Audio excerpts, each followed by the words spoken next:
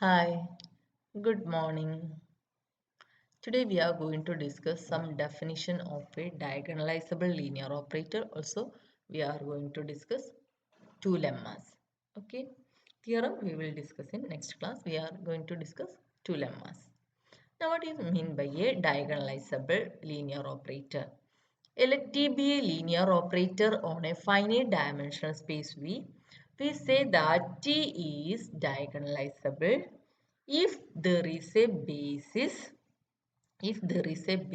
for V, each vector of which is a characteristic vector of T. Okay, then only we can say that T is diagonalizable. Okay, suppose we have given a linear operator T and that is on a finite dimensional space V, then we say that T is diagonalizable if there is a basis for V and each vector of that basis is a characteristic vector of T. Okay, that is you can find a basis B equal to some alpha 1, alpha 2, etc. some alpha n, and each vector of this basis is a characteristic vector. That is some this alpha 1 is a characteristic vector means T alpha 1 is equal to some C1 alpha 1. Alpha 2 is a characteristic vector means T alpha 2 is equal to some C2 alpha 2. Okay. If there exists such a basis, then we can say that T is diagonalizable. Okay. Now there is one remark. If T is diagonalizable, then T is represented by a diagonal matrix related to some basis. So T is diagonalizable means there exists a basis that contains each vector of that basis is a characteristic vector of T. So let B be such basis. Okay. Then each alpha is a characteristic vector corresponding to the characteristic value Ci. So basis elements for evaluate linear transformation for transformation of basis element. T alpha I is equal to Ci alpha I. But about T alpha 1, C1 alpha 1. And that you can write as C1 alpha 1 plus 0 into alpha 2 plus etc. plus 0 into alpha. Because we have to write a matrix of the linear transformation. So, but we evaluate actually, we evaluate linear transformation of each element of the basis, and we write as a linear combination of etc. C1, some C2, etc. And this matrix of matrix of T related to the basis B, and the first column is this coefficient C1, C2, etc. Okay. And this is not actually C1, so you can write D1, D2. So D1, D2, etc. This is the first one. So see here C1 alpha 1 plus 0 into alpha 2 plus etc. Therefore, first column is C1, 0, 0, etc. 0.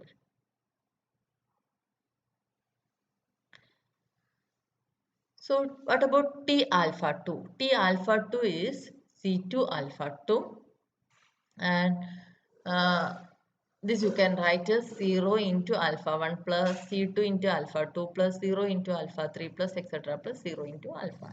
Okay. And T alpha n is equal to Cn alpha n, that's equal to 0 into alpha 1 plus 0 into alpha 2 plus etc. plus Cn into alpha. So what about matrix of T? This coefficient as first column, this coefficient as second column. Okay. So C1 0 0 0 0 C2 etc 0 etc 0 0 C. So this is the matrix of T related to the basis. Therefore, here this matrix is a diagonal matrix. Okay. Therefore, here T can be represented by a diagonal matrix with this basis. Okay, that is our remark. Then T can be represented by a diagonal matrix related to some basis. Okay. Now moving to the second remark. Suppose T is diagonalizable operator. That means there exists a basis consisting of characteristic vectors of T. Okay. And C1, C2, etc. Ck be distinct characteristic values of T. And if Ci repeated Di times, Then matrix of T related to B is, what happens if Ci repeated Di times?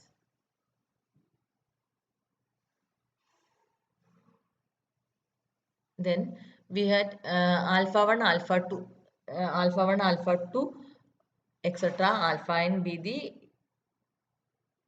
basis for V, and Ci repeated Di times means the corresponding matrix is like this. Okay. If Ci repeated some 2 times, then clearly you can find 2 characteristic vectors. Okay. So in that basis, there exists 2 characteristic vector corresponding to C1. Okay. So let it be alpha 1, alpha 2. Okay. Then C2 repeated 3 times. There exists some alpha 3, alpha 4, alpha 5 corresponding to C2. Okay. Then we can write this matrix form like this. Okay. And you can write matrices C1 I1 0 0 0 C2 I2 etc. Okay. Now what about I1? I1 is an identity matrix. What about order of I1? I1 is D1. D1 by D1. Order of I2 is D2 by D2. Order of the identity matrix. Okay. In general, IK is of the order matrix. Order IK is DK by DK. Okay. Now what about the characteristic polynomial?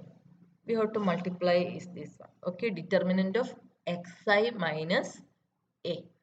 Okay. So xi minus a means x minus c1, x minus c2, x minus c1.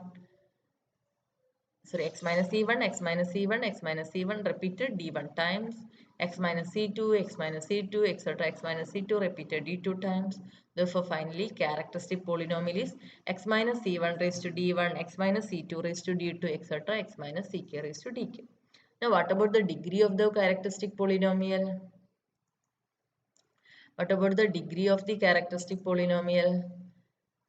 Degree of the characteristic polynomial is, here degree is d1, here degree is d2, here degree is d3, d1 plus d2 plus etc. plus dk, and which is equal to dimension of V, and that's equal to n. Okay. So we have two remarks. First one, T diagonalizable, then T can be represented by a diagonal matrix. If Ci represent Di times, then this matrix of this form. Okay. Now moving to one lemma, and this lemma is very important and proof is very easy. This lemma is very important. Suppose T alpha equal to C alpha. Suppose T alpha equal to C alpha. If f is any polynomial, then f of T alpha equal to f of C alpha.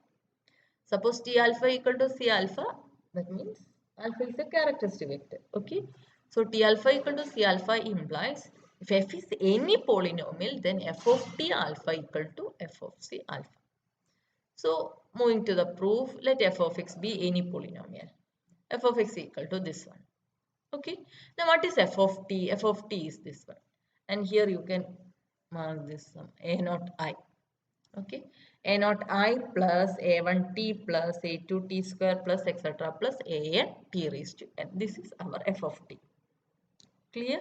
Now what is f of t alpha? F of t alpha means a naught I plus a1 t plus etc. plus an t raised to n of alpha. Now apply alpha, we get a naught I alpha plus a1 t alpha plus etc. plus an t raised to n alpha. Now a naught alpha plus what is t alpha? T alpha is c alpha. What is t square alpha? T of t alpha. But t alpha is t square alpha is equal to t of t alpha. But t alpha is c alpha. Therefore, this is c alpha. But this is c into t alpha. But t alpha is again c alpha. And that's equal to c square alpha. Therefore, t square alpha is c square alpha. T cube alpha is c cube alpha. T raised to n alpha is c raised to n alpha. Okay. And we get this one. And here alpha is common. You can take this outside. And this is same as f of c into alpha. Thus, we get if f is any polynomial, then f of t alpha is equal to f of c alpha if t alpha is equal to c alpha. Okay, this is very important and we are using this result in next lemma. Okay, moving to another important lemma.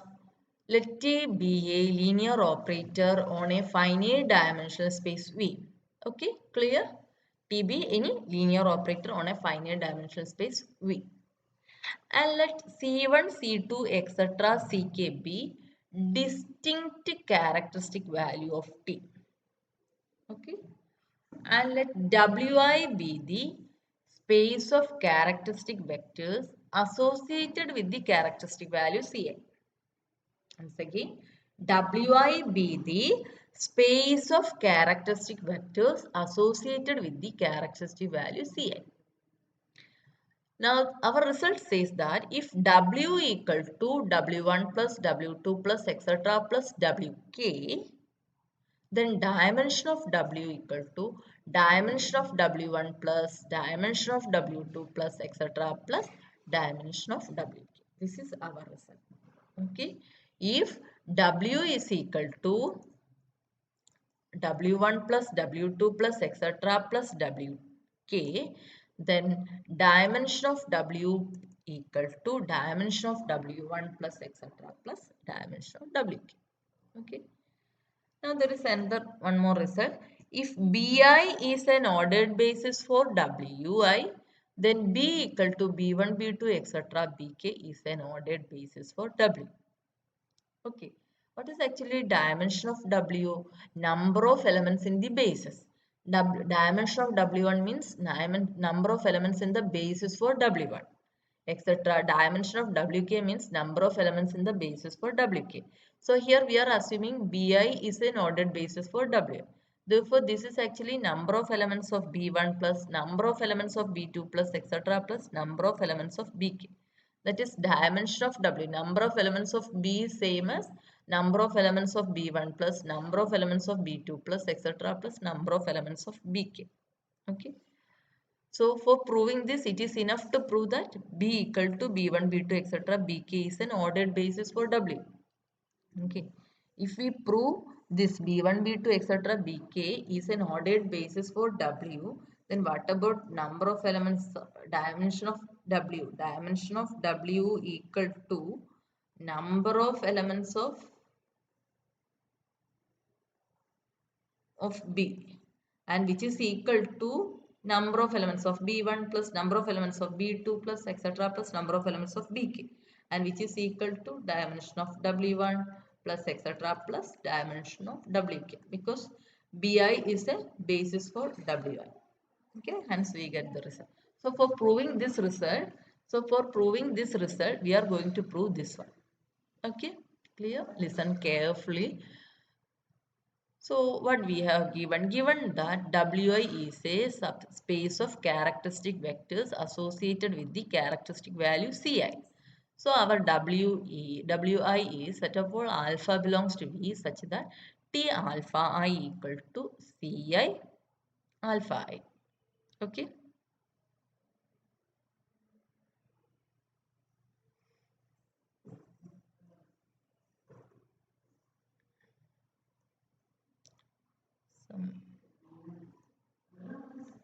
Some correction is there. Okay.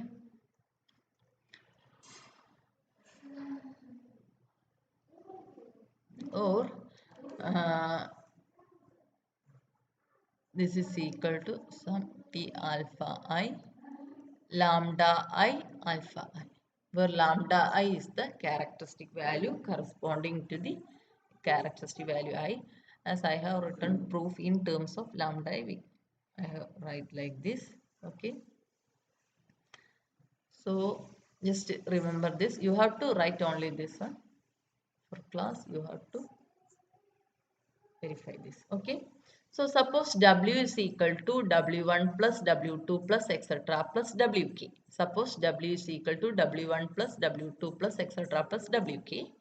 Okay, and Bi is an ordered basis for Wi. And let B equal to B1, B2, etc. Bk. And we will show that B is a basis for W. Okay. So to prove B is a basis for W, what we have to prove? We have to prove B is linearly independent. Also, we have to prove B spans W. Okay. So let B1 is equal to, B1 is a basis for W1. So B1, the elements of B1. Okay. Alpha 1, 1, alpha 1, 2, etc. Alpha 1, L1 is a basis for W1. And this is a basis for W2. Okay.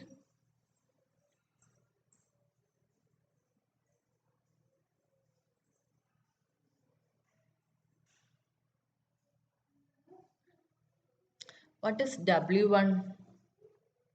What is W1? W1 is the set of all alpha belongs to V such that T alpha equal to C1 alpha. Okay. W1 is the characteristic space associated with the characteristic value C1. So here what we get, T alpha 1 1 is equal to, this is a basis for W means all these elements, W1 means all these elements belongs to W1. Therefore T alpha 1 1 is equal to C1 alpha 1 1. T alpha 1 2 is equal to C1 alpha 1 2, etc. T alpha 1 L1 is equal to C1 alpha 1 L1. Okay. Now B2 is a basis for W2. W2 is the characteristic space associated with the characteristic value C2. So what we have? T alpha 21 is equal to C2 alpha 21. T alpha 22 is equal to C2 alpha 22, etc. T alpha 2L2 is equal to C2 alpha 2L2. Okay, etc. So what we have to prove? We have to first prove uh, this set B1, B2, etc. Bk spans W. Okay. If you take, but given W is W1 plus etc. plus Wk. If you choose some alpha belongs to W, then alpha you can write as alpha 1 plus alpha 2 plus etc. plus alpha k, where alpha I belongs to Wi. Okay, where alpha I is belongs to Wi and Bi is a basis for Wi. That means this alpha I you can write as a linear combination of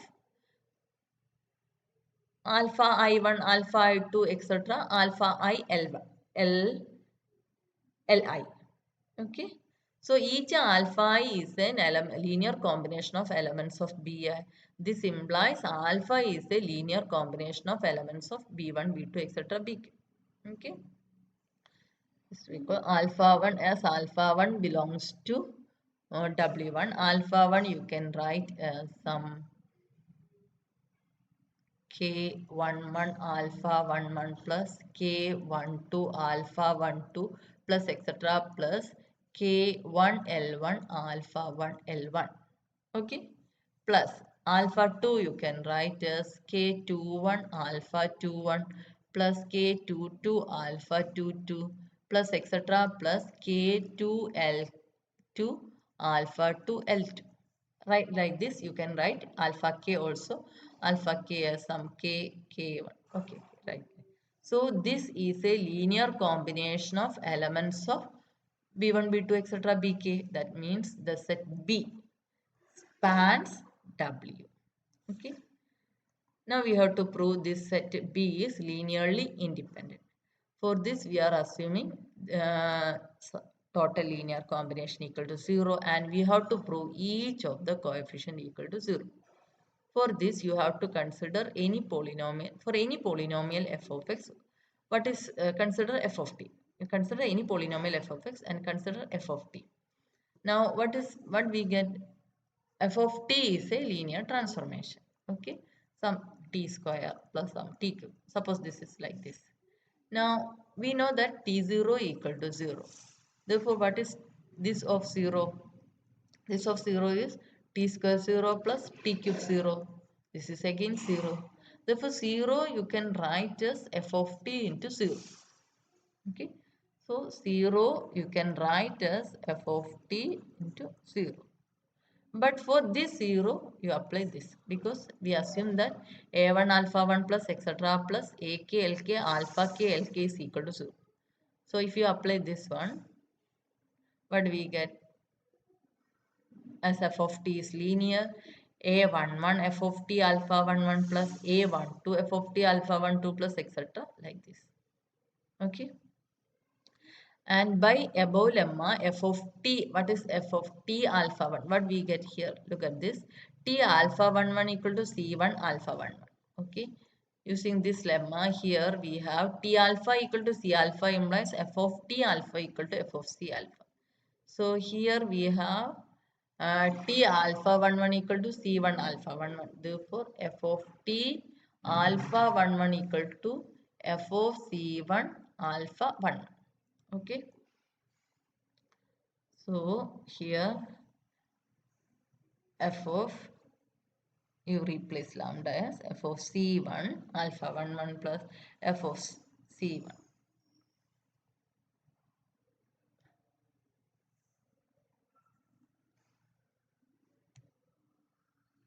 Here you replace this as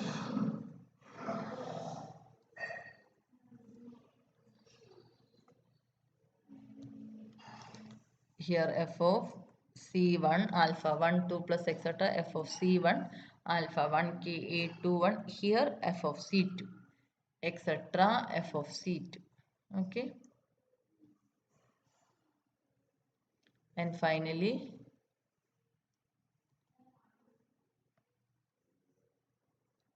here also we have to replace. Okay.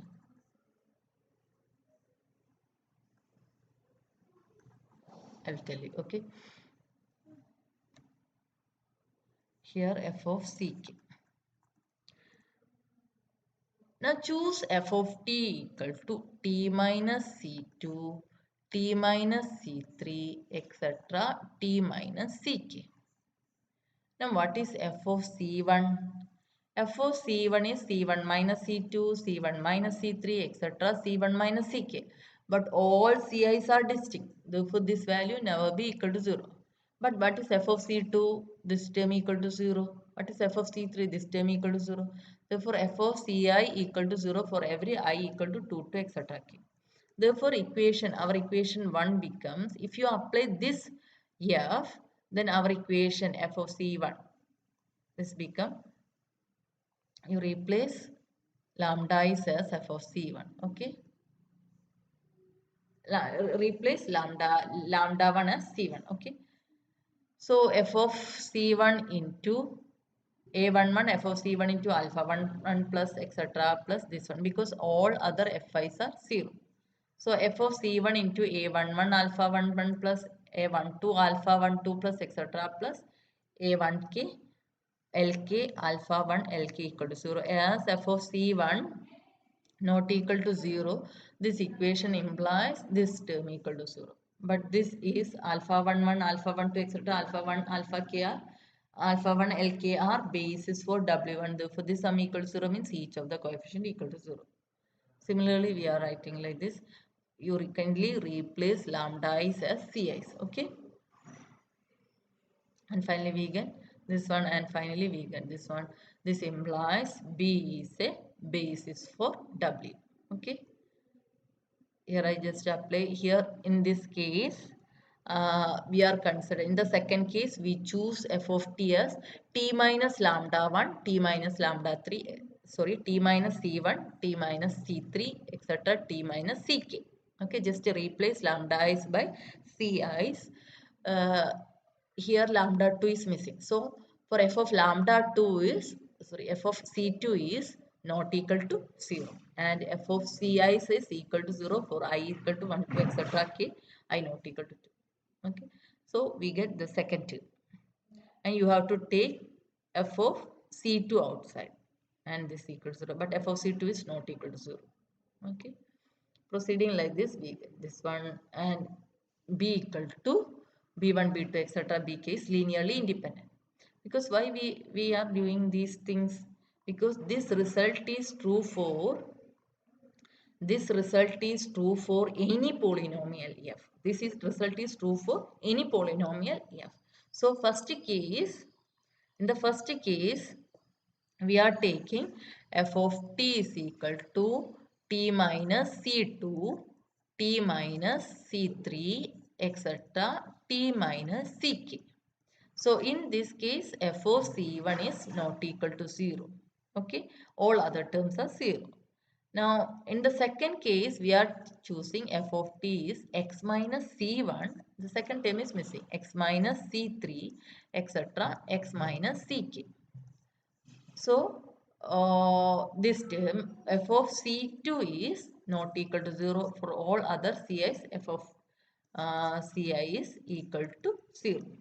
Now, if you consider the case f of t equal to, for the last one, consider the polynomial t minus c1, t minus c2, etc. t minus ck minus 1. In that case, FOCI equal to 0 for I varies from 1 to etc. k minus 1. Okay. So if you put C1, this term 0, therefore total product 0. For C2, this term 0. Okay. So FOCK is not equal to 0. So our that sum become what we will get? A K1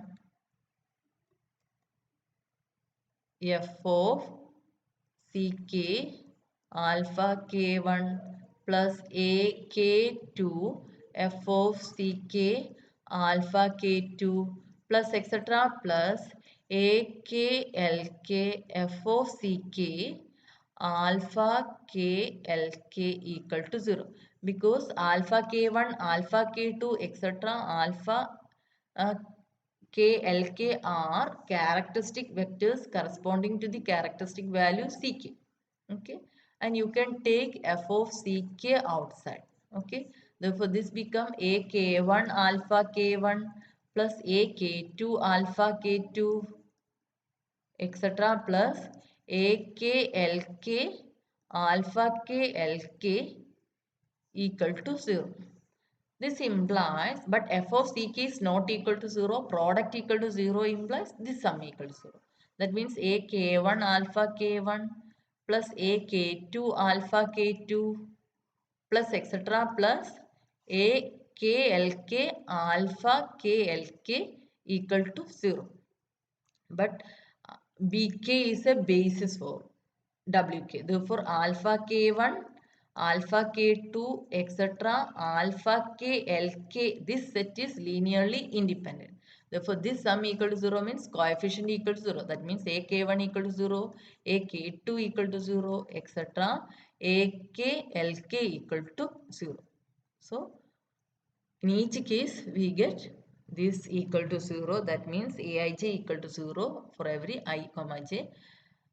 And this implies num B is, this set is linearly independent. Okay, therefore this is a basis for W. Now dimension of W equal to number of elements of B, and this is equal to number of elements of B1 plus number of elements of B2 plus etc. plus number of elements of BK, and that's equal to dimension of W1 plus dimension of W2 plus etc. plus dimension of WK. Okay, this is what we do. This is our lemma, and we are using this lemma to prove one theorem, and that we will discuss in our next class. Okay.